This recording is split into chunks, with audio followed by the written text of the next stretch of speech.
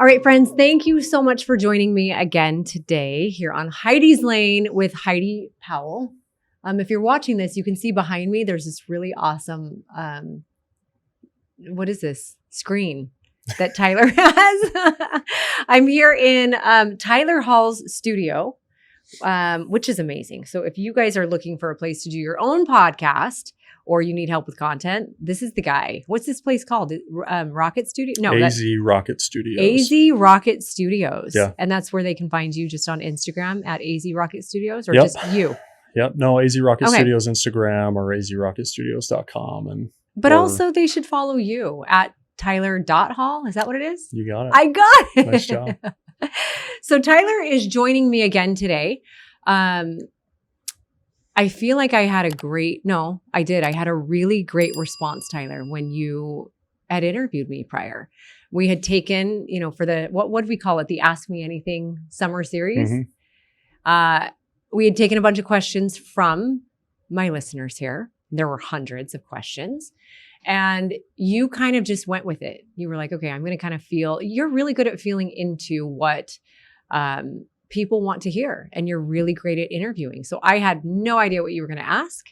Today, I have no idea what you're going to ask. But what I do know is I provided you with some fresh questions. You and the team had, pulled some fresh questions, and we're going to go there. You actually did say to me, you said, put on your black collared tank top. We're going to be serious today. So Yeah. I know that this episode's going to be serious. I got my water and I'm set. Where are we going to start?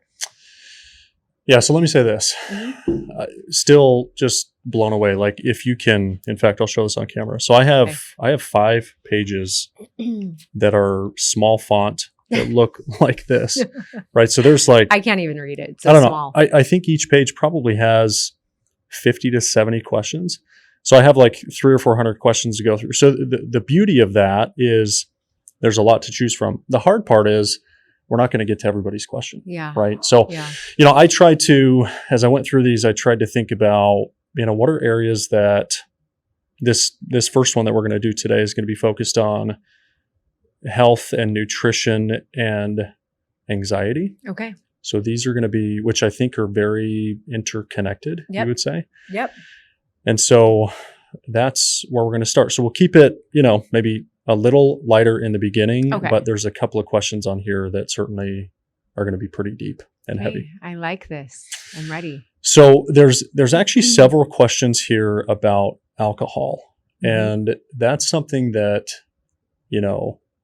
I personally have spent a lot of time thinking about. I have my opinions on Mm-hmm. this drug. Yeah. Okay. But just questions around, do you consume alcohol? If so, how much? How much is appropriate? What is it doing to your body? Yeah. So let's bridge the topic of alcohol. I want this to kind of be a conversation, because I'm actually genuinely curious where you're at too with this. Yeah. So, okay. Currently, I don't drink alcohol regularly. Now, I occasionally I will touch it. And when I say occasionally, I think once in the past year and a half, I've had alcohol.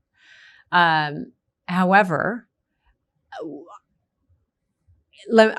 I do not like what it does to my body. So I think I had mentioned on a previous podcast, I had actually never touched alcohol until I was maybe 25, 26. Like, I was super clean, and it was more just because it was never allowed. I was a good kid who listened, right? And I think I was just scared of it. I grew up in Mormon culture and society, and I wasn't a rebellious teen at all. I was actually a very good teen. So I never had really touched it. After my first divorce, I had actually tried alcohol once.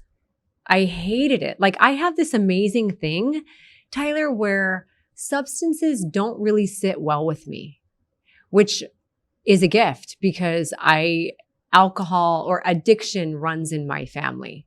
So for my body, to be a body that does not handle substances well, like, I've tried weed, No, it does not sit well with me. I have the worst experience on it. Everyone loves it and they swear by it, and its ability to calm and make them happy. No, it is like, for me, it's almost like substances are somewhat toxic in my body. And occasionally I'll be like, okay, let me try again, because sometimes I feel like, and I used to post this, like it would feel nice to have something that could relax me. Yeah. Right. Because I'm pretty uptight. I'm pretty much a go-getter. And every time I try, I'm like, nope, this is why I don't do it. Now, physiologically, I'm not a doctor. I'm not a scientist. So I can't explain why. But what we all do know and we're learning is physiologically, there are zero benefits of alcohol. None. There are no benefits of alcohol. The only thing that alcohol does to our bodies, from what we are learning, is poison us. So I'm not judging. I will never judge anyone, because again, if the time is right, like with my grandma and grandpa, before my grandpa died, I had the most beautiful experience where alcohol, like wine, I never had drank wine in my life until this point. They had offered me a glass and I drank it with them. And we had the most beautiful bonding experience. I remember crying like to my mom at the time. Dave was alive at this time. It was one of the last experiences I had with Dave. And I remember crying for like a week after, because I was like, this is the one time I've ever consumed alcohol and felt like it was a bonding agent. I got to see my grandparents as equals. They, for the first time ever, and probably the only time ever, got to view me as an equal. We were friends in that moment, right? So it brought us together. However, there's not been one time where I've consumed alcohol where I have not felt depressed for at least one day after, right? And there was a period of time, I had mentioned this prior, when Dave and I were dating, where I did drink more than I ever had in my life. And by more, I mean, maybe a couple times a month, maybe once a month, a couple times a month. Sometimes it might have been more, and then I would have gone a month where I didn't, but that was a lot for me. That was a lot for my body. And it's fun, right? Like it's fun in the moment, but I always paid the price after. So actually, that time with my grandparents was the last time I had drank alcohol, because they didn't like how it made me feel. Like when I look back at that period of my life, I'm going to say the period of my life with Dave, right? It was fun, and there were so many sparks, and it was so magical. And also your highs are as high as your lows are going to be low. And I experienced some of the lowest lows in my life during that time. And I experienced some of the highest highs. And I believe alcohol played a part in both. Now, again, to anyone listening who's like, hey, can I drink alcohol? Like I would say I am someone who's a believer of all things in moderation. If alcohol does not prove to be a slippery slope for you, if you can touch alcohol or drink it and also put it away when it's time, and it's not a nightly thing, even if it is, I don't judge you if it's a nightly thing.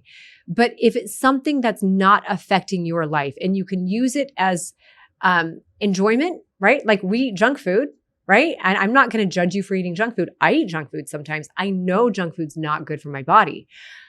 But also I do it occasionally because I like it and it's something that I do to enjoy. So if alcohol is something you do to enjoy, but it's not affecting your life, I think it's just be smart about it, right? My rules, like what I've learned, if I'm going to drink, I am like hydrate. Like I'm going to say ahead of time, decide up front how many glasses of whatever it is you're going to have, because I have learned for me that old Heidi would chase the feeling. And when you're chasing the feeling, it never ends up good, you know? Now, if I were to drink again, it's like, okay, can I do one glass of whatever and be okay with it, right? So choose up front what you're going to do. Always hydrate before. One of the things Chris had taught me, my ex-husband, is he had said, when he would drink, he He would, before he went to bed, he would drink emergency and a huge bottle of water. Because what happens, the reason why the next day you feel like crap is actually because alcohol is a diuretic. So it's actually going to cause you to pee out all of the water in your body, which is why you get the massive headache. You feel completely hungover, and you're actually going to be lighter on the scale the next day. But then the following days, because you just dehydrated your body, you're going to end up gaining and holding onto the water weight that you had lost previously. So that's why you kind of feel swollen for days after drinking. But if you can kind of plan ahead and hydrate and make sure you're getting a lot of electrolytes, you'll minimize some of the damage. But I think just in general, I know I was getting brain scans done at Amen clinics. Dr. Amen has all those brain clinics, like the brain health clinics. And there was not one scan, like when you look at brain scans of an alcoholic or even someone who just drinks alcohol regularly, but isn't actually an alcoholic, it affects your brain health in a major way. So there's nothing where I'm like, I don't feel like, oh, drink wine because resveratrol is going to help you. No, go take like a resveratrol supplement if that's what you really want from the wine. But also, it's okay if you want to drink and kind of enjoy it a little bit. Yeah. That's my take. What are your thoughts on it? I'm actually genuinely curious. I have a lot. Similar sentiment of like, if that's what you want to do, you can do whatever you want to do, and there's going to be no judgment ever, right? Yeah. But having had some experiences with this horrific drug, this poison, to me, it doesn't make sense anymore. It doesn't make sense why you would want to do that. And again, I'm not saying like it's never, but it's few and far between these days. I think about one of the greatest gifts that we've been blessed with as humans is the ability to make decisions and to choose and to utilize our brain and our intuition to make choices. And when you inebriate your brain with something that eliminates your ability to freely choose for yourself, that's a scary, scary place to be and to operate. And so I think that's probably one of the biggest ones. The other one is just like the health, the negative consequences of drinking on your health. Yeah. So Whoop, if you're familiar with Whoop, it's a company that has these bands. I don't use it, but yes. They've done studies where they show, they have a metric that's called the body battery. Okay. And it shows how good of sleep you're getting and how much your body is recovering from the day before. So you wake up, you look at your data, and it says, I'm 94% recharged today. And it's nice and green, and it feels good to know that, hey, my body's been recovered.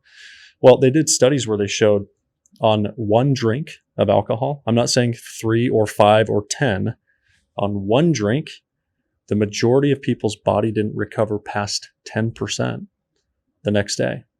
So even one drink, going to bed, you're not allowing your body, it's going to take your body a lot longer to get back to kind of peak, physiological. And that to me is scary, because a lot of times we go, well, one drink's fine. Well, maybe you won't feel as shitty. Yeah.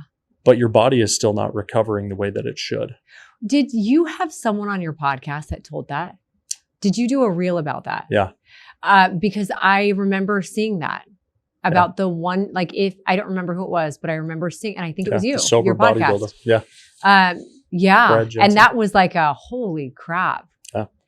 And also, as you're talking about the ability to decide, I can't think of one time where I have drank a lot, right? Where I've been proud of the decisions that I've made.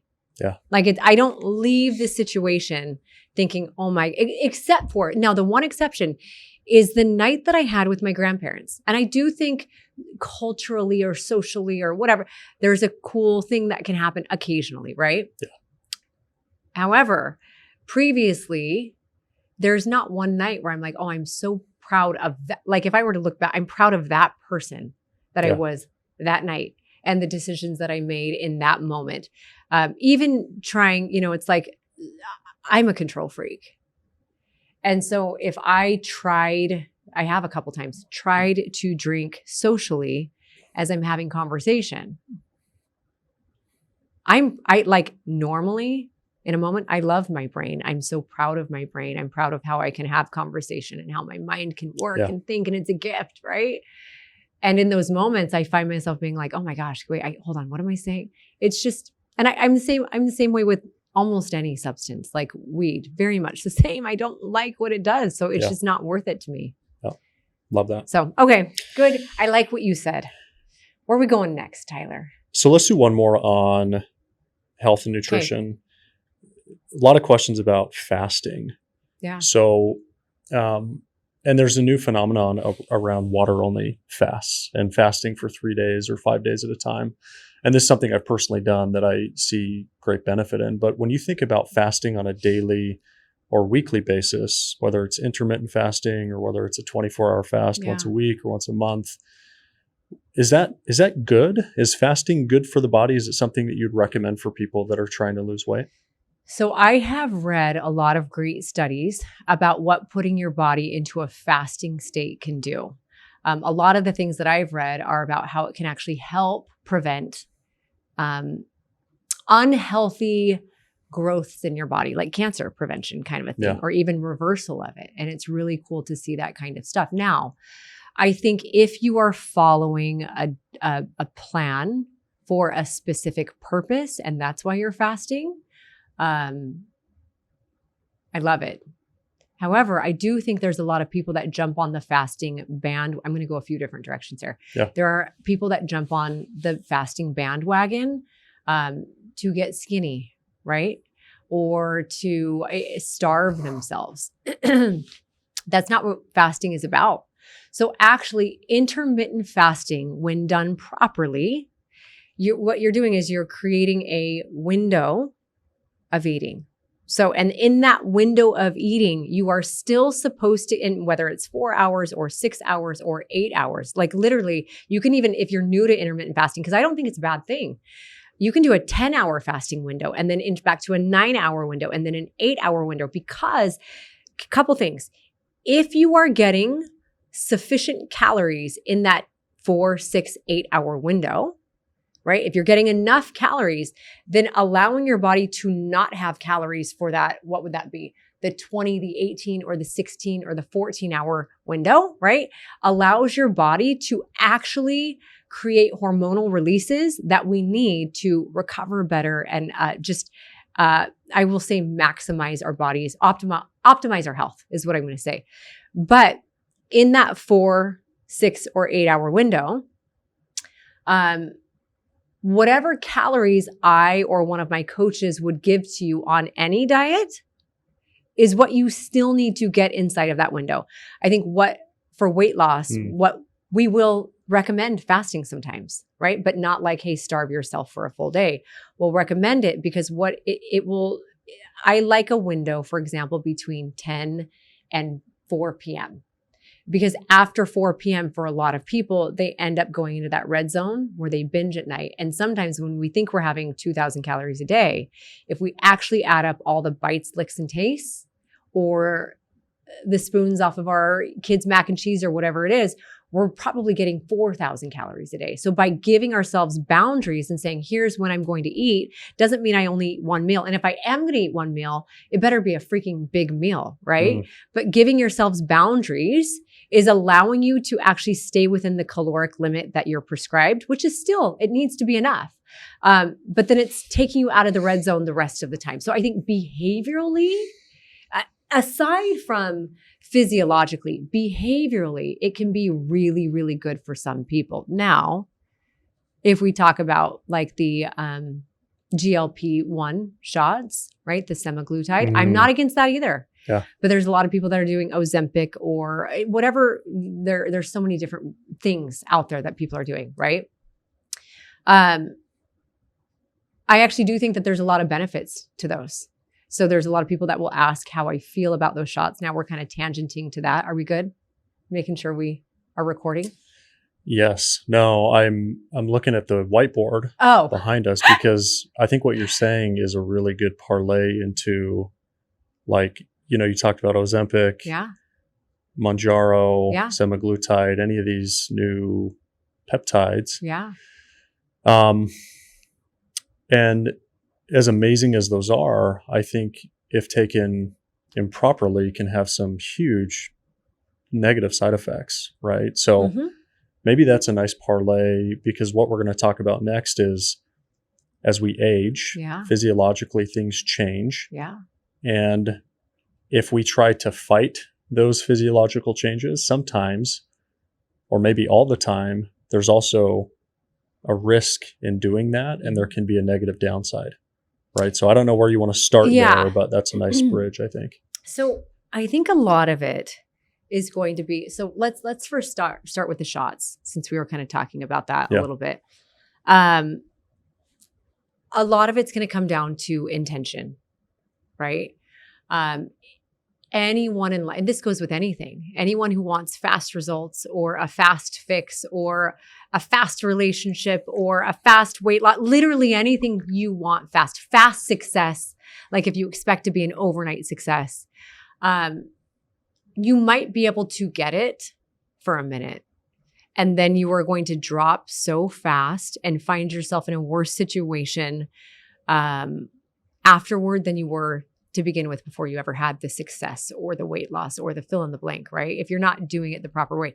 Same goes with these shots. So if you are taking these shots with the expectation that this is going to finally help me starve my body so that I can lose the weight that I've always wanted to lose, because if I lose the weight, then people are going to love me. And if they love me, then I'm going to love me, right?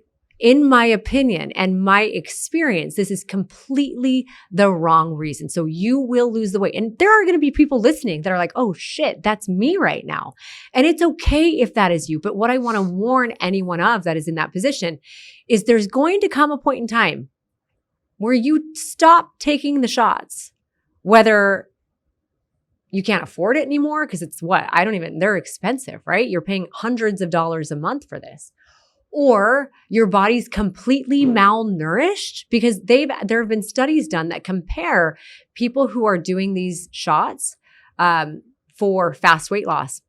The results and the after effects are the same as someone who's anorexic, bulimic, and disordered eating patients who, even if like from an aesthetic perspective, you look healthy, you're not nourishing and nurturing your insides if you're malnourishing your body, right? So your organs are going to stop working. You are going to have health issues.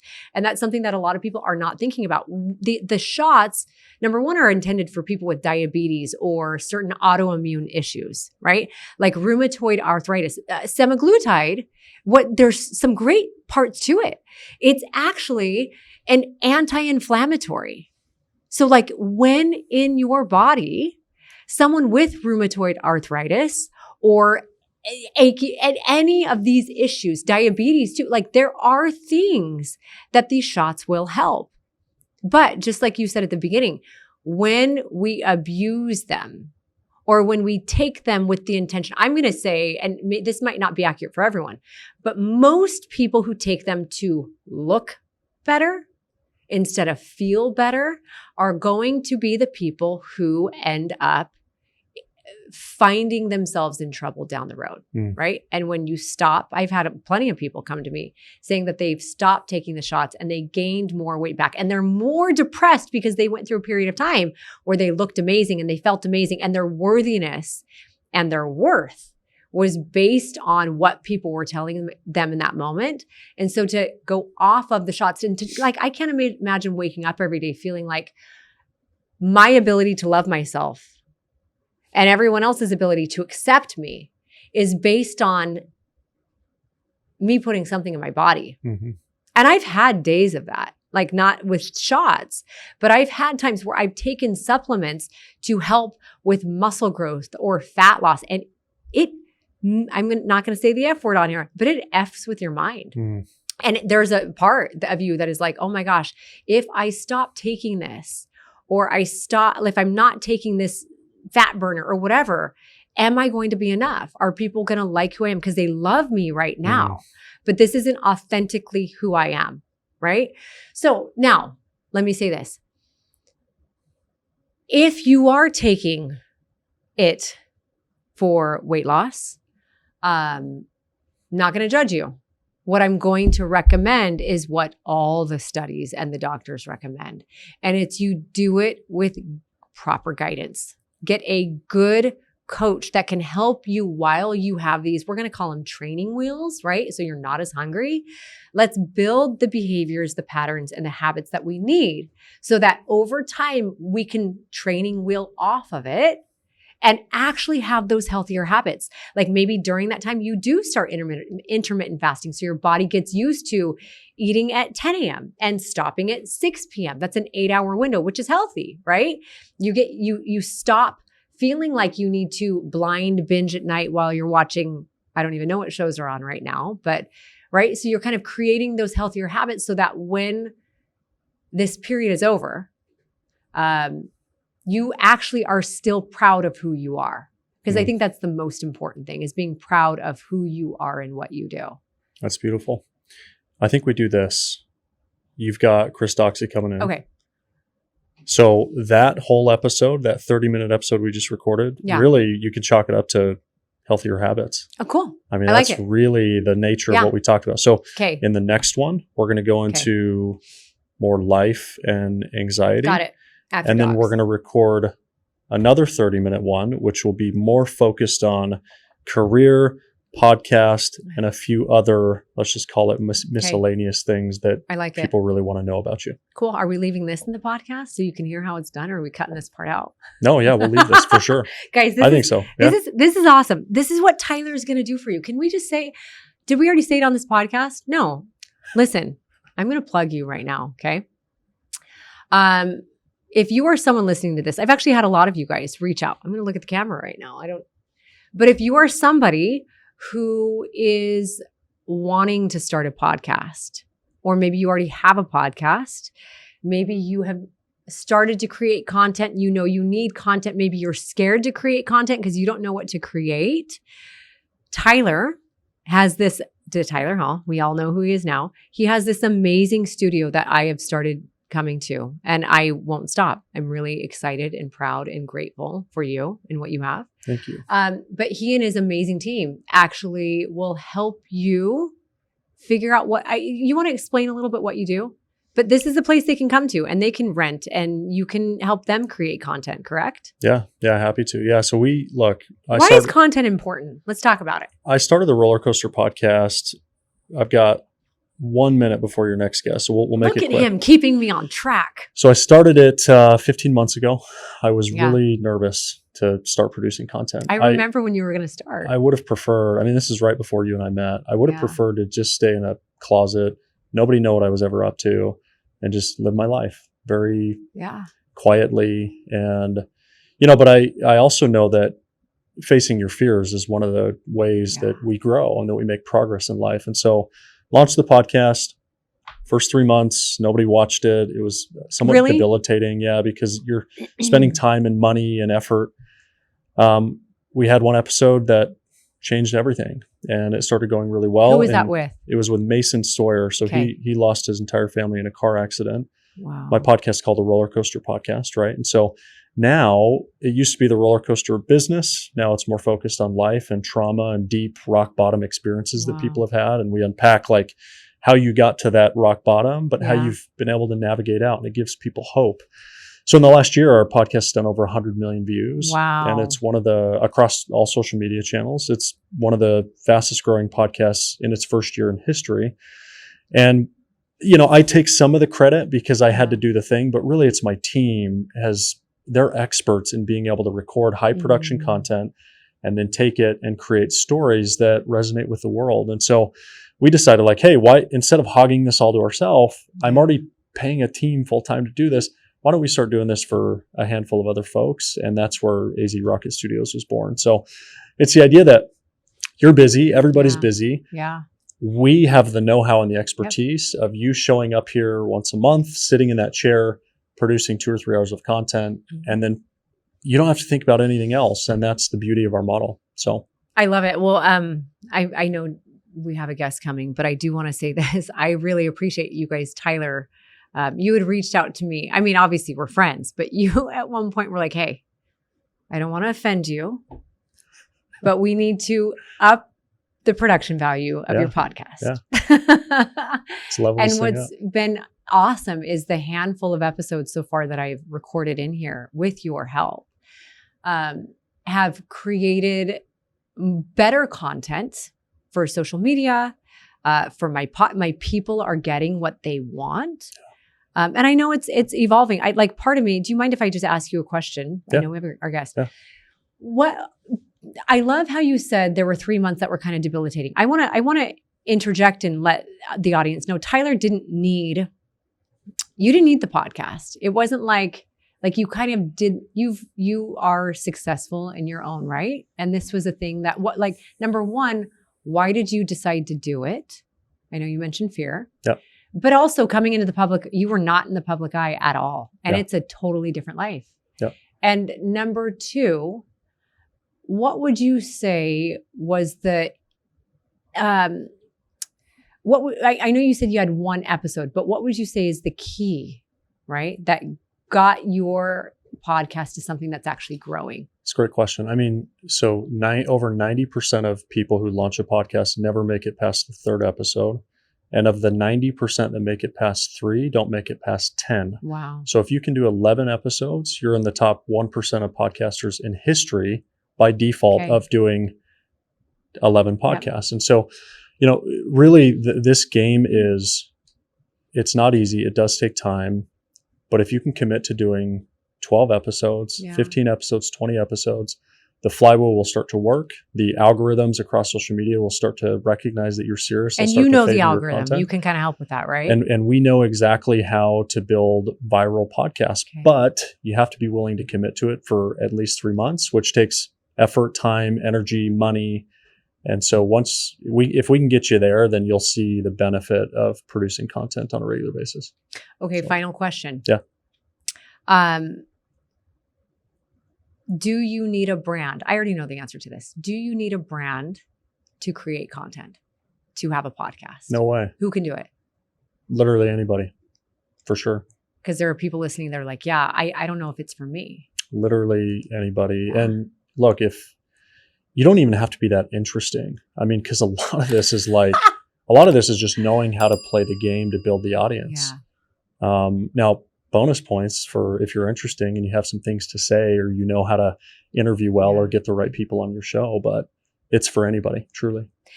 There's a lot of people listening that want to make impact but don't know that they can. So you guys, hear Tyler and contact Tyler. So Tyler, thank you for doing this. Thank you, Heidi. Excited for the next one. All right. I'll see you soon. Okay.